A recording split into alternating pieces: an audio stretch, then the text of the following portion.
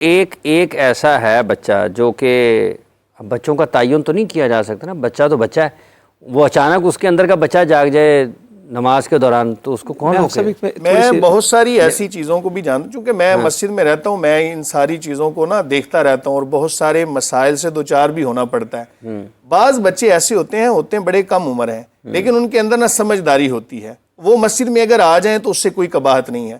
مسجد کے اندر اگر آپ بچوں کی تربیت کر کے لے کے آتے ہیں ان کو سمجھاتے ہیں کہ بیٹا عبادت گاہ ہے، اس کے یہ آداب ہے، تو بڑی اچھی بات ہے۔ لیکن اگر اس حد تک بچے نہ سمجھ ہیں کہ جن کے حوالے سے آپ پاکی نہ پاکی کا بھی خیال نہیں رکھ سکتے، تو اس سے بہرحال تھوڑا سا اجتناب بھی ضروری ہے کہ مسجد اللہ کا گھر ہے اور ذکر خدا کی جگہ ہے۔ جہاں تک تعلق ہے کہ مسجد کے کچھ حصے ہوتے ہیں، ایک حصہ ہے اندر کا حصہ جس کو کہا جاتا ہے جس جگہ پہ جماعت قائم ہوتی ہے۔ اگر تو مسجد کے مختلف حصے ہیں تو پھر مختلف ڈپارٹمنٹ مسجد میں بنانے میں کوئی قباحت نہیں ہے، لیکن مسجد جو ہے اس کو اللہ تعالیٰ کے ذکر اور عبادت کے لیے مخصوص ہونا چاہیے۔ جہاں تک یہ تعلق ہے کہ بجلی کا بل ادا نہ کرنے کی وجہ سے مسجد کو تالا لگا دینا، یہ شرعاً جائز نہیں ہے۔ کیوں کہ جو بجلی کا استعمال ہے یا دیگر سہولیات یہ اضافی چیزیں ہیں، مسجد چاہیے اللہ کی عبادت کے لیے، اور یہ جو اطراف کے لوگ ہیں، سب سے پہلے تو حکومت وقت کی یہ ذمہ داری ہے کہ مساجد کو تمام تر سہولیات فراہم کرے۔ اگر بالفرض وہ اس چیز میں ناکام ہوتے ہیں تو پھر جو اطراف کے لوگ ہیں جب اپنے گھروں کے حوالے سے وہ ساری چیزوں کا خیال کرتے ہیں، موسم کے لحاظ سے وہ تمام تر سہولیات ٹھنڈا گرم کا لحاظ کرتے ہیں، تو عبادت گاہ کے لیے تو بدرجہ اولا ایسا معاملہ کرنا چاہیے۔ بڑی بدقسمتی کے ساتھ اور بڑے دکھ کے ساتھ یہ بات کہنا پڑتی ہے کہ دیگر جو لوگ ہیں، دیگر ادیان والے جو باطل لوگ ہیں، وہ اپنی عبادت گاہوں کے حوالے سے اتنے متحرک ہیں، لیکن ہمارے حکومت وقت سے لے کر اور ہمارے تمام تر جو افراد ہیں وہ اس چیز سے بڑے عاری نظر آتے ہیں۔ اس چیز پر بہرحال نظر ثانی کی ضرورت ہے۔ ایک تو میں اس میں کہوں گا کہ بچوں کے لیے، عورتوں کے لیے گنجائش پیدا کریں۔ ہماری تو عورتیں بھی نہیں آ سکتی۔ نبی کریم صلی اللہ علیہ وسلم، میں اپنی باتیں نہیں کر رہا، فرمایا اللہ کی بندیوں کو مسجد میں آنے سے منع نہ کرو، منع نہ کرو۔ کسی کی بیوی اگر اس سے اجازت مانگے مسجد میں، خواتین کو نماز پڑھنے کے لیے مسجد جانے کی اجازت ہے، کوئی رکاوٹ نہیں ہے۔ وہ کون منع کرتا ہے؟ دیکھا عرب میں تو جاتے لوگ۔ صحابیہ کہتی کہ میں نے سورہ قاف کہاں سنی، قاف والقرآن المجید کہاں یاد کی؟ میں جمعے کے خطبے میں سنتی تھی۔ اب سارے علماء کرام یہ تقریر بیان کرتے ہیں کہ سیدہ زینب رضی اللہ عنہ کی رسی 2 ستونوں کے درمیان بندھی تھی مسجد میں، جس کا سہارا لے کے وہ قرآن پڑھتی تھی۔ آپ نے فرمایا کہ اس کو کھول دو، جب تک کسی میں ہمت ہو عبادت کرے، جب ہمت نہ ہو تو پھر اپنے آپ کو تکلیف نہیں دینی۔ تو وہ کہاں تہجد پڑھ رہی تھی؟ مسجد کے اندر۔ یہ سب صحیح بخاری سے پڑھتے ہیں نا، ان حدیثوں کو پڑھتے ہیں۔ اور مگر آج ہم نے اتنی ان کو صحابیات اس میں جماعت میں شامل ہوتی ہیں اور فرما رہے ہیں کہ تم ذرا سجدے میں سے سر دیر سے اٹھایا کرو، میرے صحابہ کے پاس پورے کپڑے نہیں ہیں کہ جب تک وہ سیدھے کھڑے نہ ہو تم نے سجدے سے نہیں اٹھنا۔ مگر ہمارا کیونکہ اپنے روایات ہیں اس میں ہم چل رہے ہیں۔ بچوں کے حوالے سے اب میں کہوں، بالغ ہر عبادت بلوغت کے ساتھ ہے۔ نماز کس عمر میں؟ 7 سال کے بچے کو حکم دیں گے اور 10 سال کا ادا نہیں کرے گا تو اس کو ماریں گے۔ عمر بن سلمہ ہے، ہم تو نماز پڑھنے سے کہہ رہے ہیں نا، کہہ رہے میری عمر 7 یا 8 سال تھی جب میں اپنے محلے میں کیا کرواتا تھا؟ جماعت کرواتا تھا، کیونکہ سب سے زیادہ قرآن مجھے آتا تھا، میرے پاس ایک ہی چادر ہوتی تھی، میں اس کو گلے میں باندھتا، سجدے میں جاتا تو کیا ہوتا؟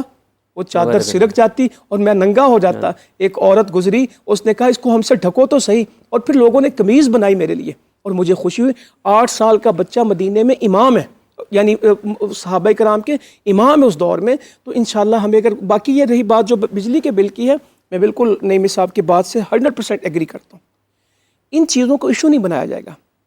صحابہ پوچھا گیا کہ لیلۃ القدر کیا تھی، تو بتایا گیا کہ بادل کا ایک ٹکڑا آیا، ہماری مسجد کچی تھی، کھجوروں کا چھپر تھا، کچی اینٹوں کی مسجد تھی، بارش برسنے لگی اور سارا مسجد کا جو ہال تھا وہ کس سے بھر گیا؟ پانی سے۔ نبی کریم صلی اللہ علیہ وسلم جماعت کرانے لگے، کیچڑ میں سجدہ کر رہے تھے اور رخ انور پہ کیا لگا ہوا تھا؟ گارا۔ یہ تو مسئلہ ہی نہیں، سنگریزوں کی مسجد تھی۔ اس مسجد میں ابھی لوگ ایئر کنڈیشنر کی پوچھتے ہیں کس مسجد میں اے سی لگا ہے؟ حج میں جانا ہے تو حج کے یہاں سے مناسک سیکھ کے جانے ہیں، دعائیں سیکھ کے جانی کہ مینا کا خیمہ کہاں ہوگا، مزدلفہ میں کہاں ہوگا، بس ملے گی، کار ملے گی، ہوٹل 5 سٹار ہوگا، 3 سٹار ہوگا، کتنے فاصلے پہ، اسی میں رہیں گے۔ کس بازار سے کیا خریدا؟ بھائی حج سیکھ جائیں، حج سیکھ جائیں۔ وہاں رہائش کی چیزیں، مسجد کتنی قیمتی، کتنے کارپیٹ ہیں، وہاں مسجد کچی تھی اور نمازی پکے تھے۔ آج مسجدیں پکی ہیں اور بڑی سہولتوں والی ہیں، اکا دکا کے بل نہیں، باقی دیتے ہیں۔ اور کوئی بات نہیں، 1000 گھر والے اپنا بل دے لیتے ہیں، 1000 مل کے ایک مسجد کا کیوں نہیں دے سکتے؟ 1000 گھر کروڑ کا اپنا گھر بنا لیتے ہیں، اور 1000 گھر ایک مل کے مسجد، وہ کہتے ہیں یار محلے سے، وہ کسی ملک سے پیسے منگوا لو، کسی سے کہہ دو۔ مسجد تو ایسی چیز ہے کہ پرندے کے گھونسلے کے برابر جس نے مسجد بنائی اس کا گھر کہاں بنے گا؟ جنت۔ صرف پرندے کے گھونسلے کے برابر۔ تو وہاں تو ایسی مسجد ہے کہ سیدنا ابو ہریرہ کہتے ہیں رضی اللہ عنہ، میں ریاض الجنہ میں کیوں بے ہوش ہو کے گرتا تھا؟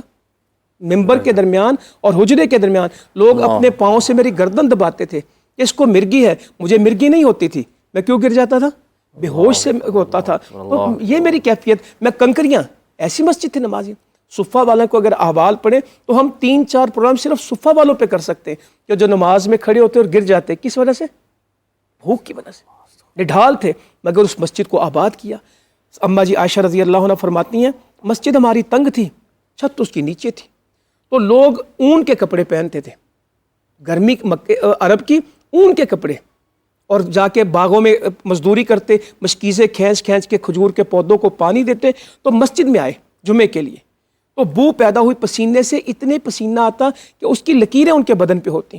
تو اللہ کے رسول صلی اللہ علیہ وسلم کو بو ناگوار تھی، فرمایا جو جمعے کے لیے آئے وہ لازمی کیا کرے؟ خوشبو لگا کے خوشبو لگائے اور غسل کرے۔ یہ بتایا مسجد میں آنے کا ادب۔ مگر مسجد چھوٹی تھی، اس کیفیت میں مسجدیں آباد کی ہیں، تو ہمیں لوگوں کو سمجھانا چاہیے کہ سہولتوں پہ کمپرومائز کر جائیں۔ ہم نے بچپن میں دیکھا کھجور کے پنکھے ہماری مسجد میں پڑے ہوتے تھے، ٹوپیاں بھی کھجور کی ہوتی تھی، چٹائیاں بھی کھجور کی، پنکھیاں بھی کھجور کی۔ ہم نے اپنے بابوں کو دیکھا، بزرگوں کو دیہات میں دیکھا کہ گیلے کپڑے لے کے، وہ پرنے صافے لے کے نماز پڑھ لیتے تھے، مگر کبھی کسی نے مسجد کو تالا نہیں لگایا۔ تو اگر آپ کو مسئلہ ہے، آپ اپنی سہولتیں کم کر دیں، اللہ کی عبادت کو کم نہ کریں۔ اچھا مصطفی، جیسے بہت سارے ایسی مساجد بھی ہیں جن میں کہیں نہ کہیں کسی حصے میں قبر بھی دکھائی دیتی ہے، ہیں قبور بھی ہیں مختلف مساجد میں، اس حوالے سے کیا حکم ہے؟ دیکھیں، کسی بھی وقف کی جگہ کے اوپر قبر بنانا، اگر تو واقف نے اجازت دی تھی، جس بندے نے وہ جگہ وقف کی ہے اس نے یہ اجازت دی تھی کہ اس جگہ پر آپ قبر بنا لیں، یا جو بھی امام صاحب ہیں یہاں پر، یا جو بھی بزرگ ہیں ان کا مزار آپ بنا لیں، تو پھر تو کوئی قباحت نہیں ہے، پھر تو اجازت ہے۔ لیکن اگر واقف نے مسجد کی نیت سے جگہ وقف کی تھی اور جو متولی ہے مسجد کا اس نے اپنی مرضی سے ایسا معاملہ کر لیا، تو پھر شرعاً جائز نہیں ہے۔ حضور نبی کریم صلی اللہ علیہ وآلہ وسلم کا فرمان، جس کا مفہوم ہے کہ اپنے مردوں کو جنگلوں میں دفن کرو، جنگلوں سے مراد یہ ہے کہ قبرستان جہاں پر مردوں کو دفن کیا جاتا ہے وہاں پر ہی ان کی تدفین کرو، ان کے لیے علیحدہ سے کوئی جگہ اس کا انتخاب نہ کرو۔ صرف انبیاء کا یہ خاصہ ہے کہ وہ جس جگہ پر ان کا وصال باکمال ہوتا ہے وہیں پر ان کی قبر بنتی ہے۔